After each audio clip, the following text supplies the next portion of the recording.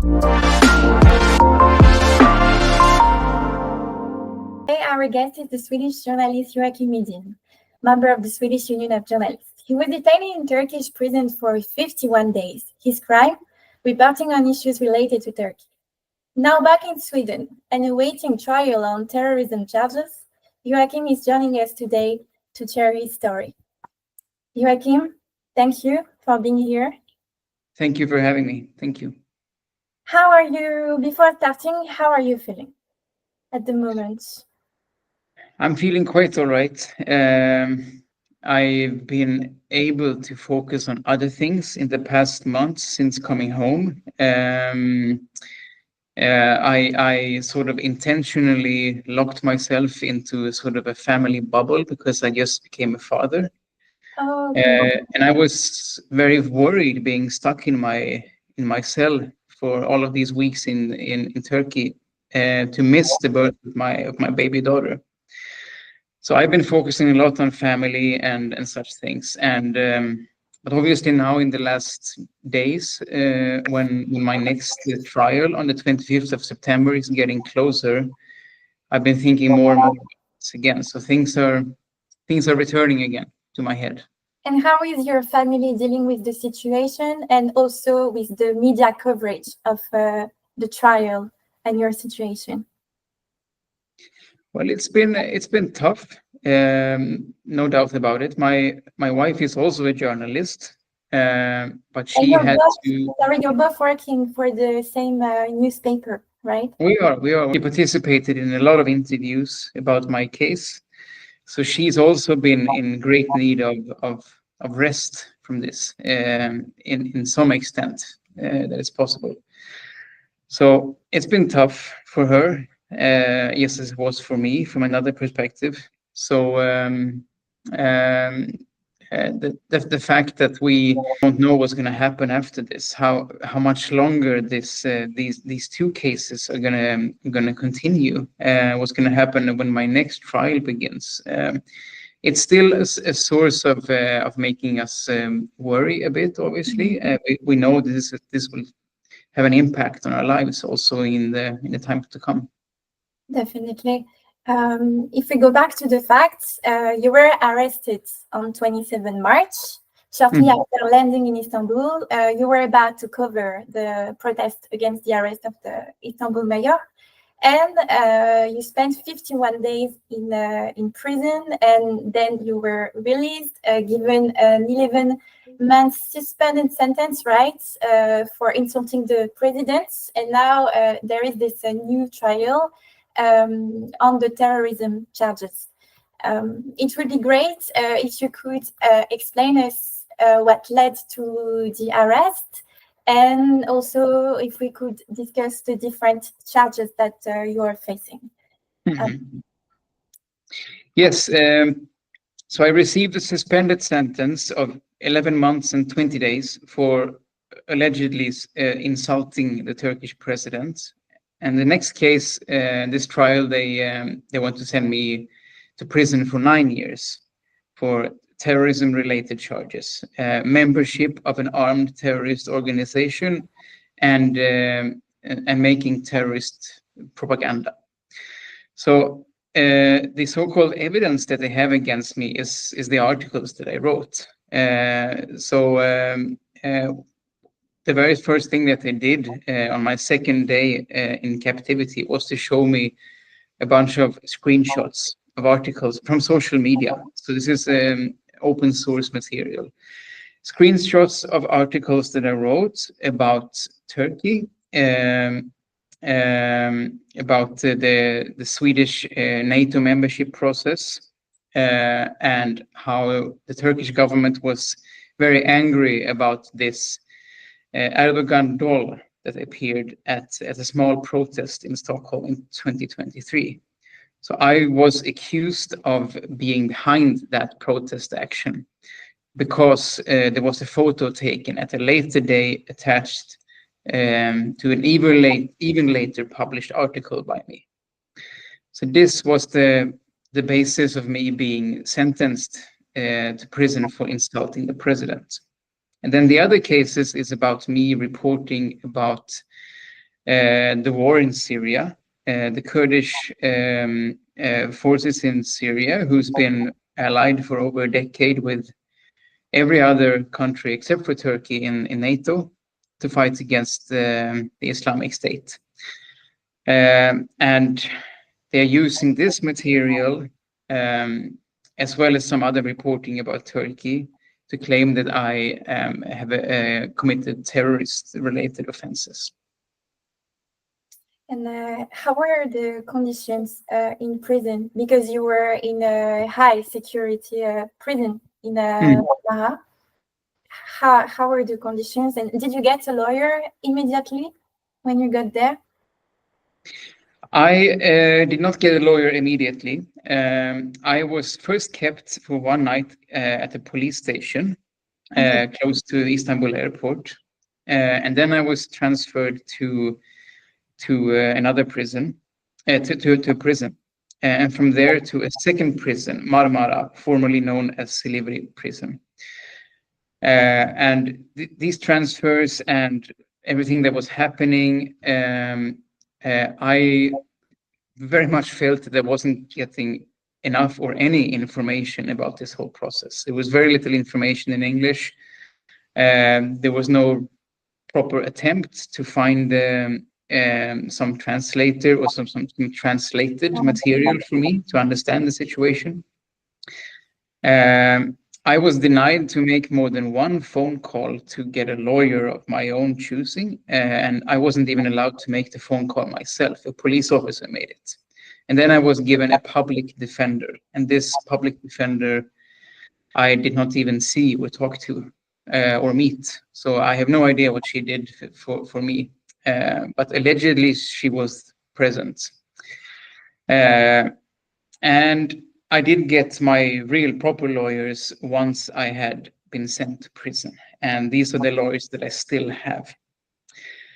The conditions were not the best, but also they could have been worse.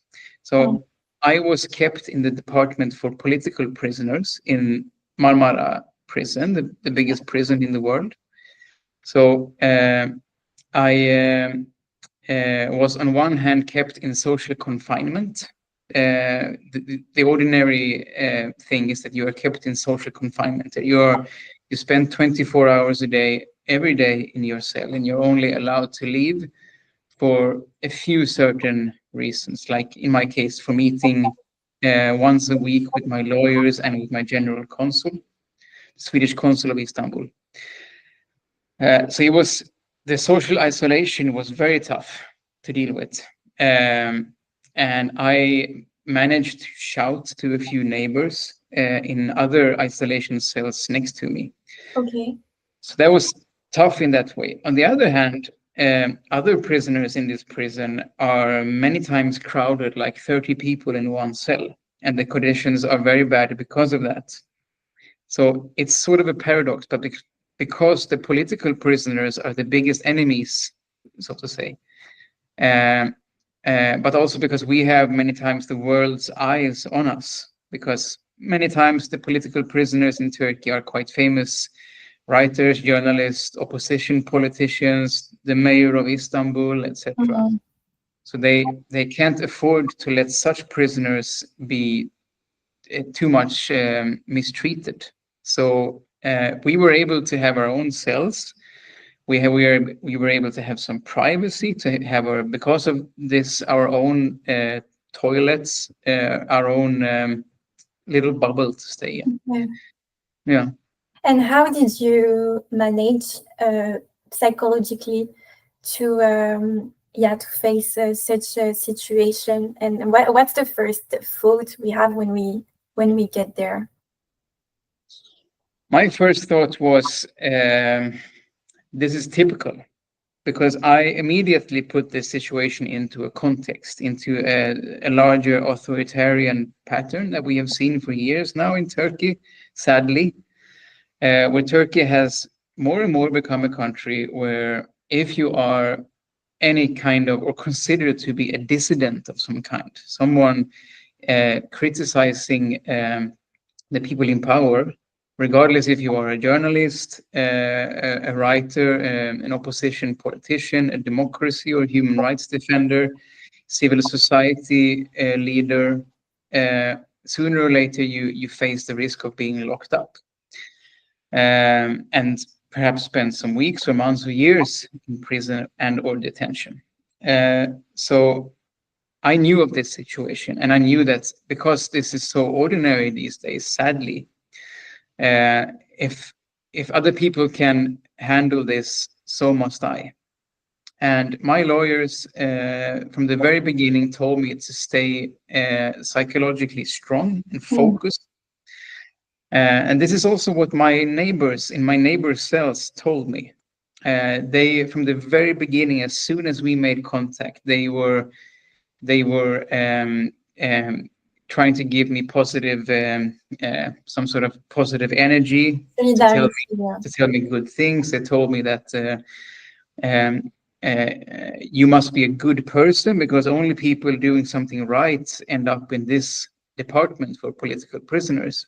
And when I heard these things, it made me feel like I can cope with the situation. And were your neighbor cells journalists as well? Or they were not. No.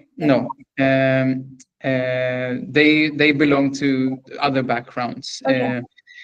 So what I've been explaining is that during these 51 days, I met representatives of basically every single political camp where you have had mass arrests in the last years. I met with, or not met with, but made contact with people from many different backgrounds who ended up in this prison, as well as making contact with the mayor of Istanbul, with other people.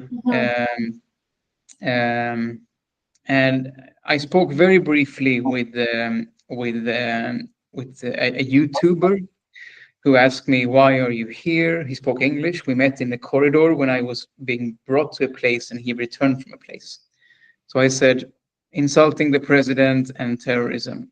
And he said, "Oh, me too." Because it's such an ordinary, these are some of the most ordinary accusations you can get today in Turkey, sadly. I also made contact with through his the famous Turkish writer Ahmet Altan, who spent 3 years in the same prison a few years ago. He also sent me his greetings through my lawyer, because my lawyer was his lawyer in the past. So I made these connections also to writing people, colleagues in a sense. So I also got that experience. I see. And so you had this first trial, and you were charged with 11 months suspended sentence for insulting the President Erdogan. How this trial was, and it was removed, right? You had a video conference. Yeah, so this took place when I was still in prison. So I had to, just as I am doing now, I was looking into a screen, which was a bit bizarre. This is one of the many bizarre things with this case and the accusations in general. So it was all done with me looking into a screen. I did not get a single document sent to me from the Turkish court. Zero documents. Zero documents. I did get some copies of the case file sent to me by my lawyers, and they had to use one of these translation services on the internet to translate it from Turkish to English. Otherwise, I would have had no idea what they wrote about me, what they accused me of, because nothing was sent to my cell.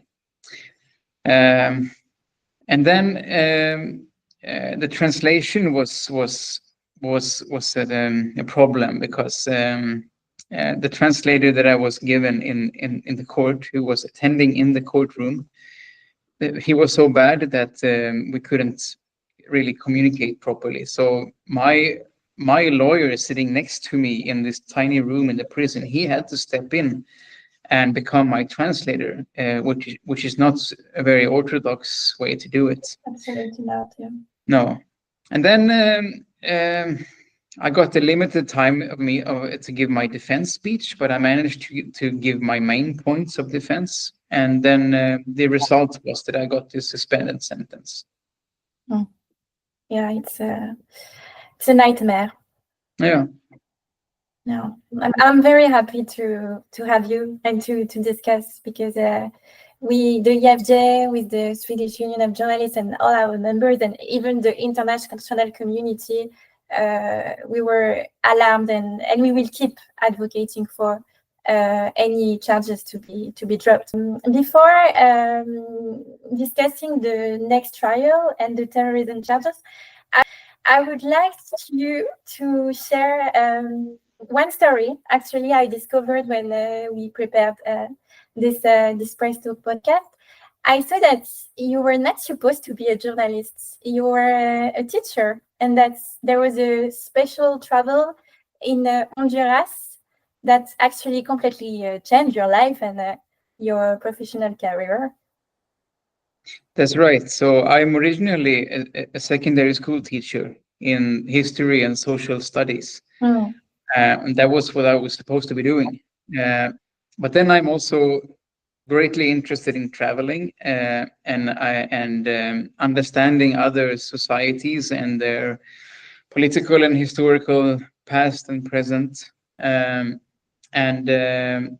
was traveling in Central America, and I was visiting Honduras just when this military coup happened in June 2009. And for a long time, I've also been interested in writing and taking photos. So I met this American journalist who had been robbed on the streets, and he had lost his camera. So I became his photographer. Wow. And because I also spoke Spanish, I could also do some additional interviews for his writing. So we collaborated in this, and it ended up becoming articles in this weekly magazine where he was working. My photo was on the front cover. Wow. So this is my first experience of doing journalism, and you can say that I was immediately hooked, and I immediately felt this is what I want to be doing. And because of this special setting, I also got really interested in writing about democracy topics and human rights, about the people defending human rights and the people abusing human rights. And this is basically, among other topics, that I've been writing about ever since. It has made me end up in many, many different countries, Turkey just being one of them, reporting about these sort of topics. And sadly, it can also create, because of it, these kind of issues for journalists like me. That's crazy how one single meeting or the decision to travel can completely change your life. It was a real turning point. I'm wondering, and maybe you had a thought about it when you were behind the bars, but have you ever thought what your life would have been if you had never met this journalist in Honduras, and maybe if you were still a teacher? I have. I suppose I wouldn't think that I would have been terribly unhappy, because I'm a great fan of lecturing. So obviously I still very much enjoy standing in front of people and talking, which is also what you do as a teacher. But certainly I would have felt that I didn't take the opportunity to understand more and see more of the world. And I'm very happy to have done this. And I'm very proud of what I've achieved, and the many different things I wrote about, and the 6 books that I wrote, etc. So, yeah. You can be. It's good to be proud of yourself, because you can be, definitely. Now let's discuss about, so on 25th there is this new trial on terrorism charge. I know you had some updates from your lawyers today. How are you preparing for this trial, and Do you know now if you need to go back to Turkey? Yes, so the situation, as always, you could say when it comes to Turkey, it's a bit complicated. So what's been happening is that I was suddenly, we can say, deported from Turkey to Sweden in May this year. And I am not allowed to return to Turkey. I have a ban to return for 5 years, I believe. So I'm not allowed to be in Turkey, but I still have this trial against me, which I am supposed to attend. So big paradox. It's a paradox, yes. So my lawyers are not really sure how the judge will reason about this, what kind of opinion the judge will have about this. So we have to figure that out. We also have to figure out how when, in what circumstances I can give a defense, present my defense, because I'm not allowed to be in Turkey, and it wouldn't be considered safe for me to return there now also, which is a shame because I really enjoyed visiting this country to report from there. This was my 21st visit to Turkey. I've been there a lot.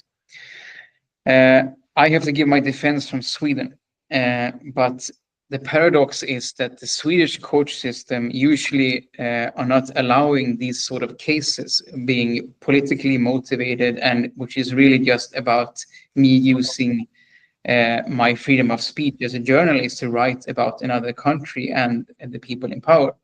They're not allowing these sort of cases into the Swedish court system. Now, the paradox is that I have to try to force them to allow me and my case into a Swedish courtroom to give my defense, because otherwise I might have other problems related to this if I cannot give my defense speech. So we have to figure this out. And I also have to do my best to try to convince the Turkish court system, just like as I did try to do in April in my first trial. That what I've been doing is journalism. I've been writing stories. What they are accusing me of, the articles they have pinpointed, they are mostly not even about Turkey. They are about a civil war in Syria. A war where thousands of journalists were traveling to report from. And they are accusing me of having, because I was there reporting from the war in Syria, because of this, I became a terrorist and I was making terrorist propaganda. And it doesn't make sense. But as I said in the beginning, this is part of a larger authoritarian push where so many other people in Turkey unfortunately have been accused of being terrorists. I have a question. When listening to your story, I'm wondering, how do you see your career after the situation, after you see how the situation ends, if you would do things differently when reporting, and how this whole situation will affect your after? This could have a big impact on my career in several ways, actually. It already has, because when I return now, I immediately understood that suddenly I became just because of this incident, I became a very well-known journalist in Sweden. I couldn't say that I was before. Some people, and especially those following international development and so on, they knew about me because of my books and my reporting for years and years, but I wasn't really well known, and now I am. So this gave me new opportunities and new platforms, and that's very interesting because I have a lot of experience and knowledge from working and traveling that I will happily share.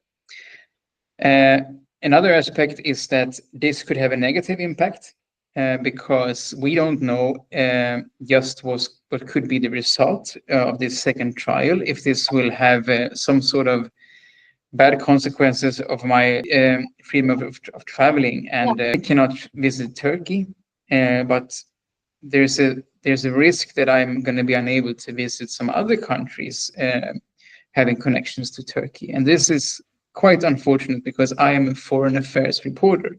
My job is all about leaving my own country and going to others to explain them, to meet people and share stories and voices and developments. Another thing, I suppose, is that I will obviously continue working in one way or the another, and I just have to evolve as a foreign affairs reporter to continue somehow. I've also been telling people what kind of impact will this have regarding risk, and will I think differently about what kind of countries I travel to and how I work? Yes, I will think even harder about thinking about security measures, etc.